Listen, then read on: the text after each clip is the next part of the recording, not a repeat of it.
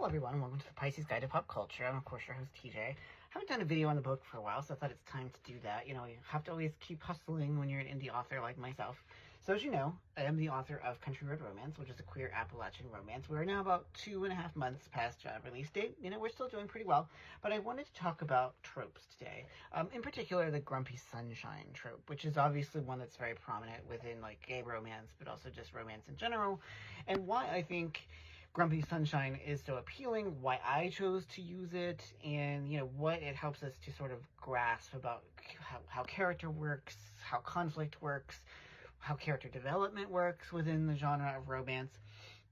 Now, of course, as I'm sure you know, if you read any kind of romance at all, the Grumpy Sunshine is pretty self-explanatory. One character is very surly, the other is obviously very cheerful or ebullient or, you know, charismatic, and the two sort of have to navigate what it means to be so different in personality but yet still have this romantic attraction. But it is a truism, and also it is a truth, I think, universally acknowledged, that opposites do attract. Now, in my book, Jared, the struggling writer from West Virginia, is the grumpy.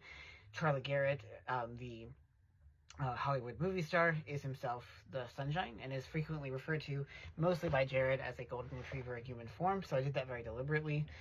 You know, if you're going to be a star for a network like the Romance Network, it sometimes helps to be that kind of effervescent personality. Now, the two have to sort of grapple with that, because Jared can be a bit of a jackass when it comes to talking to Charlie, certainly once they first meet. And Charlie, you know, is a do-gooder, can sometimes charge headfirst into situations without really giving due consideration. There's obviously the moment when he punches the homophobe in the bar that sort of sets the whole plot in motion, but there's also, you know, his rush to sort of placate Jared after later in the book. There's a whole conflict, and he tries to sort of smooth things over without really reckoning with the fact that Jared has feelings too, and that those feelings, as much as they may express themselves as, you know, being angry or frustrated, are worth acknowledging and dealing with. Now, that's, again, I think what makes Grumpy Sunshine such a useful trope to work with is that it helps you to give, like, character development. Each character has to sort of to gravitate toward the middle.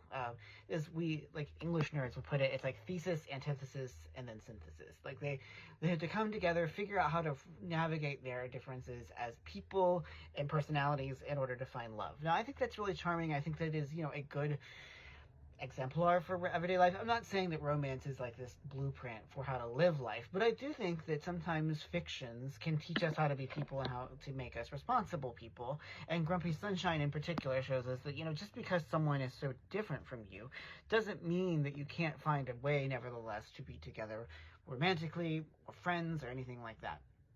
As a writer, I find it very helpful, you know, because it gives me a sort of grounding and a foundation upon which to build these characters. Like, it's not as if Jared's a grump just out of nowhere. He's a grump because he struggles as a writer, he's frustrated, and he's also kind of, like, vexed about still being in West Virginia.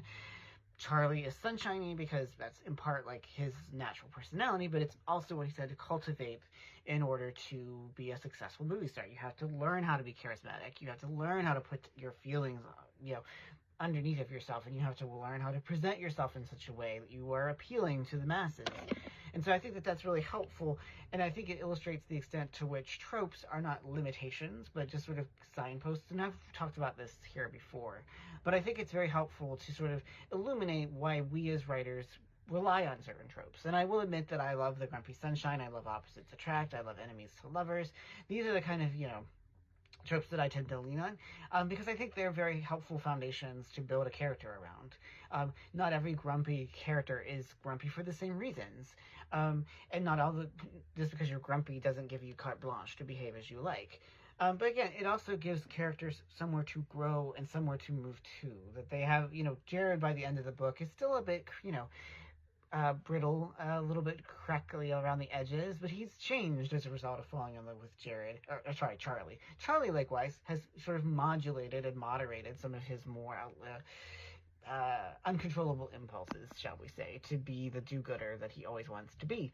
And so I think that that's the power of fiction, is to sort of help us grasp how people work. Now, of course, fiction is not real life, but I do think, and I alluded to this earlier, I do think fictions, whether in the form of romance novels like this one, or in TV, or in film, are very illuminating. They help us to understand who we are as people and how we move through the world.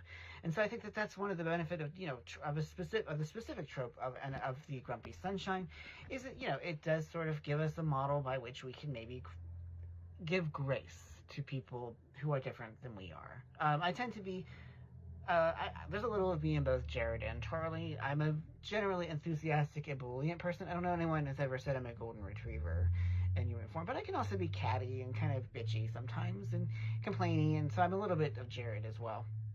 But I think that the union of those two things is what makes it so powerful, and why I find Grumpy Sunshine. It's why I love it reading it. It's why I love writing it. And, I think that my next book, but the romantasy that is coming out in December is a little bit of Grumpy Sunshine as well, but not quite as much. And it's not a trope in my next queer Appalachian romance. That's more enemies to lovers, straightforwardly. But anyway, the point is, I love Grumpy Sunshine, and I hope you do too. So I'll conclude by saying, once again, this is my book, Country Red Romance. I love connecting with readers. I'm going to be doing a couple book signings coming up. But if you haven't had a chance yet to pick it up, it is on Kindle. It is on Kindle Unlimited, Barnes & Noble Books A Million. I do also have to do my regular shout out to all the great indie bookshops who have done so much to support me and have helped me get my book in front of people. The Buzzword in Ocean City. It's now in Bethany Beach Books, but also Cicada Books in Huntington, where I'm doing an event next week. Woolly Bear Books in Pittsburgh. First Chapter in Parkersburg. Book Tenders in Huntington. Caprichos in Ocean Pines. I mean, there's a plethora of indie bookshops that have been incredibly helpful to me and getting this book in front of readers, and so I very much appreciate that. If you can buy it from them, you can also buy it from my website, tjwest3.com, where you can buy it as a signed copy on its own, but there's a number of really cool stickers there if you haven't seen this on social media, including here on TikTok. So, lots of options. Please, if you have a chance, pick it up. I think queer Appalachian stories are more important and vital now than ever, and I want to do my part to make life better for queer folks in Appalachia and in rural and small town areas. Anyway, I've gone on a little too long, so for that, I will just leave it there. If you have a chance, pick up a copy. Thank you all so much for joining me here at the Pisces Guide to Pop Culture. I'm, of course, your host, TJ. Take care, y'all.